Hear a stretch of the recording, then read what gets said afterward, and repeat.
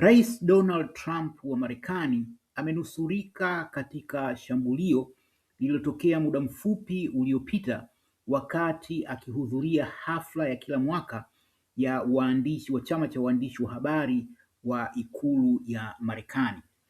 Tukio hilo limetokea muda mfupi uliopita na mpaka muda huu bado kunaendelea kutolewa taarifa kuhusu hasa nini kilichotokea. Lakini kwa kifupi ni kwamba Trump aliondolewa kwa haraka katika tukio hilo baada ya risasi kurushwa, lakini ilikuwa ni nje ya eneo la tukio, kwa sababu tukio hili lilifanyika katika hosteli ya Washington Hilton jijini Washington DC.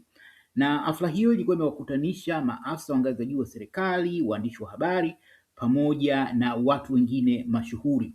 Na kwa mujibu wa taarifa za awali, milio iliyodhaniwa kuwa ni ya risasi ilisikika na kusababisha maafisa wa Secret Service. Secret Service ni kikosi cha ulinzi wa viongozi wa ngazi za juu wa Marekani, ambapo waliingia katika ukumbi na kumtoa Rais Trump pamoja na makamu wa rais JD Vance pamoja na mke wa Trump Melania Trump pamoja na viongozi wengine maarufu waliokuwepo, waliondolewa na hawa maafisa wa Secret Service. Na imethibitishwa kwamba Rais Trump pamoja na viongozi hao wote walinusurika katika tukio hilo. Na baada ya milio hiyo kusikika, yani hiyo milio ya risasi, baadhi ya wageni waliokuwa ukumbini waliambiwa wajifiche chini ya meza, huku wengine wakiondolewa kupitia njia za dharura. Kadhalika, maafisa wa usalama walifunga maeneo ya kuingia na kutoka, na magari ya dharura yaliwasili katika eneo hilo. Kwa ujumla, eneo la Washington Hilton liliwekwa chini ya ulinzi mkali, wakati maafisa wa Secret Service, polisi wa Washington DC na vyombo vingine vya usalama wakidhibiti hali. Taarifa kutoka eneo la tukio zieleza kuwa kulikuwa na mkanganyiko ambao uliotawala kwa dakika kadhaa mwanzoni, huku waandishi wa habari waliokuwepo wakiripoti kutoka ndani ya ukumbi na nje ya hoteli. Sasa kumbuka kwamba hili tukio lilikuwa linahusu wanahabari. Kwa hiyo kwa kiasi kikubwa tukio hilo ni kama lilikuwa linatokea live, yani lilikuwa linaonekana, kulikuwa na picha zinarushwa kutoka wakati, kwa sababu mkutano huu ulikuwa ni kati ya Trump na hao waandishi wa habari.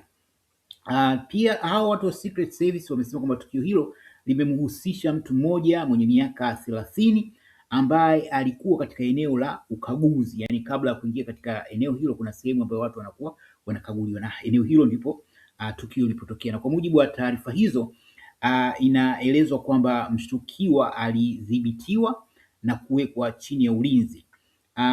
Taarifa hizo zimeeleza kwamba ni mtu mwenye miaka 30, anatokea jimbo la California.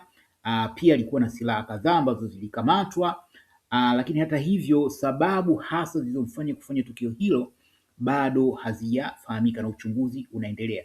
Kwa kawaida matukio kama haya huwa majibu hayapatikani hapo kwa hapo, inachukua muda kidogo hadi kuja kupatikana ukweli. Ikumbukwe kwamba Trump hii itakuwa ni mara ya pili, kwa sababu Novemba mwaka jana wakati wa kampeni za urais wa Marekani lilitokea shambulio. Mwaka jana sikumbuki kama ni Novemba, lakini wakati wa kampeni za urais wa Marekani kulitokea shambulio ambapo ilielezwa kwamba alikuwa mlengwa wa jaribio la kumuua. Hata hivyo shambulio lile pia limezua maswali mengi, na hii inaeleza kwa nini vitu kama hivyo wakati mwingine uchunguzi wako unakuwa unachukua muda mrefu. Kumekuwa na maswali mengi kuhusiana na tukio lile, huku baadhi wakidai kwamba tukio lile lilitengenezwa tu na Trump mwenyewe, kwa sababu hata lile jeraha alilopata kwenye sikio lilipona haraka, na kwa sasa hakuonyeshi dalili zozote kwamba ni mtu ambaye alinusurika jaribio la kupigwa risasi. Vile vile watu walikuwa wanauliza kwamba endapo mtu huyo aliofanya shambulio hilo la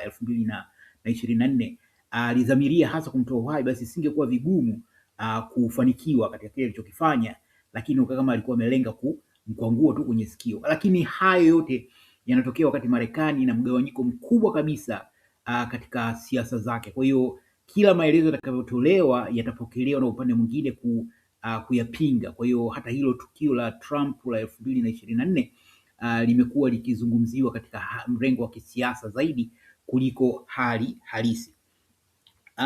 Na wanaeleza taarifa zaidi baadaye. Rais Trump mwenyewe aliongea na waandishi wa habari na alieleza kuhusu tukio hilo, akaeleza jinsi alivyopatwa na taharuki lakini akasema kwamba maafisa wa usalama walichukua hatua za haraka na kwamba ni kutokana na jitihada za wanausalama hao maisha ya watu yameokolewa, na akasema kwamba amepata taarifa kwamba afisa alijeruhiwa anaendelea vizuri lakini hata hivyo hakutoa maelezo ya kina kuhusu uchunguzi kutokana na ukweli kwamba uchunguzi bado unaendelea. Na taarifa rasmi kutoka vyombo vya usalama zinaendelea kutolewa kwa awamu, huku mamlaka zikisisitiza kwamba uchunguzi ni endelevu na kwamba maelezo ya awali yanaweza kubadilika kadri taarifa mpya zitakavyothibitisha. Sasa hii shughuli ambayo Trump alikuwa amehudhuria inayofahamika kama White House Correspondents' Dinner ni hafla ya kila mwaka inayokutanisha waandishi wa habari wanaoripoti habari kutoka ikulu ya Marekani. Pia inakutanisha viongozi wa serikali, wanadiplomasia, wageni maalum pamoja na watu mashuhuri. Ni tukio kubwa kiusalama kwa hakika, na ulinzi huo unakuwa ni mkubwa sana. Hii inazua maswali kwamba iliwezekanaje mtu mwenye silaha kuweza kufika katika eneo hilo na kuweza kupiga risasi. Kwa hiyo kwa kiasi kikubwa na eneo la tukio kama hili ambalo lilikuwa linafanyika, sehemu kubwa ya eneo la nje ya hoteli ilizungukwa na polisi na magari ya usalama kabla ya tukio. Kwa hiyo hata mtu huyo kufanikiwa kufika katika eneo hilo na kufanya hivyo imeacha maswali mengi, na kutakuwa na maswali mengi sana kuhusiana iliwezekanaje haya kutokea. Kadhalika, mashahidi waliokuwa ndani ya ukumbi walisema waliona mabadiliko ya ghafla katika mwenendo wa hafla baada ya maafisa wa Secret Service kuingia kwa haraka. Baadhi ya waandishi wa habari waliripoti kuona wageni wakishuka chini, huku wengine wakielekezwa kuelekea maeneo salama. Nje ya hoteli, magari ya polisi, ambulance na magari mengine ya dharura yalionekana katika barabara zinazozunguka eneo hilo. Hakukuwa na taarifa moja kwa moja kuhusu mtu yeyote aliyejeruhiwa kwa wakati huo. Na tukio hili limeibua maswali makubwa kuhusu ulinzi wa hafla kubwa zinazohudhuriwa na viongozi wakuu, ikiwa ni pamoja na rais wa Marekani, hasa ikizingatiwa katika tukio hilo kulikuwa na viongozi mbalimbali, kwa hiyo ulinzi ulikuwa ni mkali sana.